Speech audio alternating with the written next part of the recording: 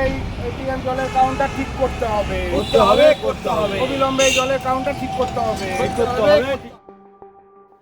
দীর্ঘদিন ধরে অচল হয়ে পড়ে থাকা জলের এটিএম ঘিরে অভিনব প্রতিবাদে নামল বিজেপি। রবিবার সকালে দুর্গাপুর মহকুমা হাসপাতাল ও ইএসআই হাসপাতাল সংলগ্ন এলাকায় থাকা দুটি জলের এটিএমে ফুল মালা দিয়ে প্রতীকী শ্রাদ্ধ করে বিক্ষোভ দেখান বিজেপি নেতৃত্ব ও কর্মীরা। বিজেপির অভিযোগ, কয়েক বছর আগে নগর নিগম শহরের বিভিন্ন প্রান্তে প্রায় 16টি জলের এটিএম চালু করেছিল। উদ্দেশ্য ছিল স্বল্প মূল্যে সাধারণ মানুষের কাছে বিশুদ্ধ পানীয় জল পৌঁছে দেওয়া, কিন্তু দীর্ঘদিন ধরেই অধিকাংশ এটিএম অচল অবস্থায় পড়ে রয়েছে। বহুবার পুরসভাকে জানানো সত্ত্বেও সমস্যার কোনো সমাধান হয়নি বলে অভিযোগ। এই পরিস্থিতির প্রতিবাদে রবিবার সকালে অভিনব কর্মসূচি নেয় বিজেপি। দলের নেতা অমিতাভ বন্দ্যোপাধ্যায় ও তরুণ দাসের নেতৃত্বে বিক্ষোভ কর্মসূচি অনুষ্ঠিত হয়। অচল এটিএমের সামনে ফুল মালা দিয়ে শ্রদ্ধাঞ্জলি জানিয়ে প্রতীকী প্রতিবাদ জানানো হয়। অমিতাভ বন্দ্যোপাধ্যায়ের অভিযোগ, অপদার্থ দুর্গাপুর নগর নিগম সাধারণ মানুষের সুবিধার কথা বলে যে জলের এটিএমগুলি বসানো হয়েছিল সেগুলোর একটিও ঠিকমতো চলছে না। সামনে গ্রীষ্মকাল, অথচ মানুষ চরম ভোগান্তির মুখে পড়ছে। এই এটিএমগুলি কার্যত মরে গেছে বলেই আমরা তাদের শ্রদ্ধাঞ্জলি জানাতে বাধ্য হলাম।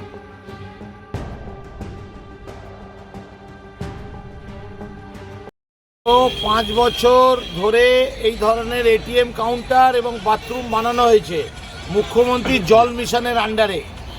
সেন্ট্রাল গভর্নমেন্টের জল জীবন যে প্রকল্প তার আন্ডারে টাকা নিয়ে আমাদের পশ্চিমবঙ্গ সরকার দুর্গাপুরের বুকে প্রায় 16খানা এটিএম কাউন্টার আর প্রায় 44খানা বাথরুম বানায় দুর্গাপুরের বিভিন্ন জায়গায়। বেশিরভাগ বাথরুমে তালা লাগানো, বাথরুম ইউজ করা যায় না, আর যতগুলো এটিএম আছে একটা এটিএমও চলছে না।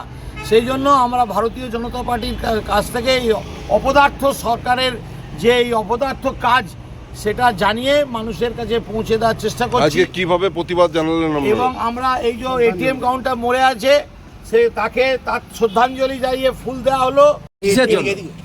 পাশে হলো দুর্গাপুর এসডি হসপিটাল, তার পাশে হলো ইএসআই হসপিটাল, বিবেকানন্দ হসপিটাল, এখানে কলেজ। সব থেকে দুর্গাপুরের মূল কেন্দ্র হলো বিন্দু হলো এখানে। এটা এই এটিএম নয়, 16খানা এটিএম এরকম পড়ে আছে। পাশে হাটকো মোড় থেকে শুরু করে বেনাচিতি সব জায়গায় এটিএম। এখানে পয়সা ভরুন, পয়সা চলে যাবে, কিন্তু আর জল আর বেরোবে না। এটা আমাদের কেন্দ্র সরকার থেকে মোদিজি যে প্রকল্প জল জীবন প্রকল্প থেকে সেখানে মানুষের পাশে পৌঁছে দিচ্ছে, কিন্তু এই অবস্থা। সেই প্রকল্প তৈরি করা হয়েছে কিন্তু তার রক্ষণাবেক্ষণ নেই। এখানে আমরা ধিক্কার জানাই, এখানে শ্রদ্ধাঞ্জলি জানালাম জন্য। অন্যদিকে বিষয়টি নিয়ে আশ্বাস দিয়েছেন দুর্গাপুর নগর নিগমের প্রশাসক মণ্ডলীর ভাইস চেয়ারম্যান ধর্মেন্দ্র যাদব। তার দাবি, অচল হয়ে থাকা জলের এটিএমগুলি দ্রুত মেরামত করে চালু করার ব্যবস্থা নেওয়া হবে।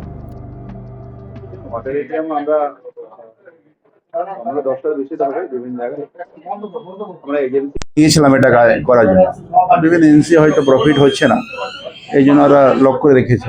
আমি ডিপার্টমেন্টকে বলেছি ওটা আবার করে যদি এজেন্সি পাওয়া যায় ঠিক আছে, নাহলে আমরা কর্পোরেশন থেকে কীভাবে চালানো যায় ওটা নিয়ে আমরা ফাইল অ্যাপ্রুভের জন্য বলেছি।